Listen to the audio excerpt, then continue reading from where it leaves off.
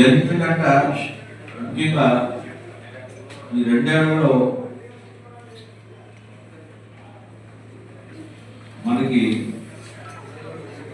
Last year మేము యాప్లోంచి బయటపడిన తర్వాత 2024-25కి మొత్తం ఖర్చులన్నీ పోను 12.5 కోట్లు వచ్చింది.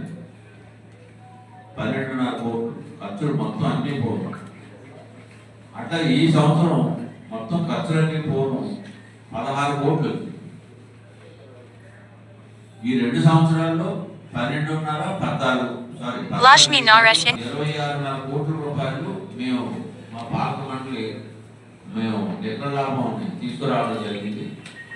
ఇది చిన్న విషయం కాదు, చాలా పెద్ద అచీవ్మెంట్. అంటే అన్ని ఖర్చులు పోయి ఇన్కమ్ ట్యాక్స్ కూడా కట్టిందారు. ఈ సంవత్సరం ఇన్కమ్ ట్యాక్స్ 5.5 కోట్లు ఇన్కమ్ ట్యాక్స్ కట్టిందారు. అది కూడా పోయిన తర్వాతే 14 కోట్ల రూపాయలు లాభం వచ్చింది.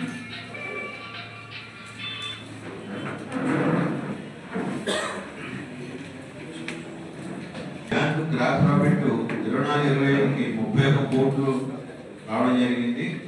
26కి ఏమో 35 కోట్లు రావడం జరిగింది.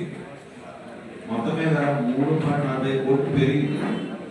ఇది కాకుండా బిజినెస్ ఎంప్లాయీస్ కూడా ఆర్ఎండ్బి కోఆపరేటివ్ బ్యాంకులో ప్రతి ఉద్యోగి అంకిత భాగంలో పనిచేస్తూ ఒక్కో ఉద్యోగిపై సగటున 1.39 కోట్ల వ్యాపారాన్ని నమోదు చేయడం జరిగింది. ఆర్ఎన్ అవగాహన సామర్థ్యానికి ఉద్యోగుల నిబద్ధతకు నిబంధనగా ఇచ్చింది. సాంకేతిక సామర్థ్యమైన నిర్వహణ సభ్యులు మరియు ఖాతాదారుల విషయంతో బ్యాంకు ఉద్యోగుల అత్యుత్తమ ఫలితాలను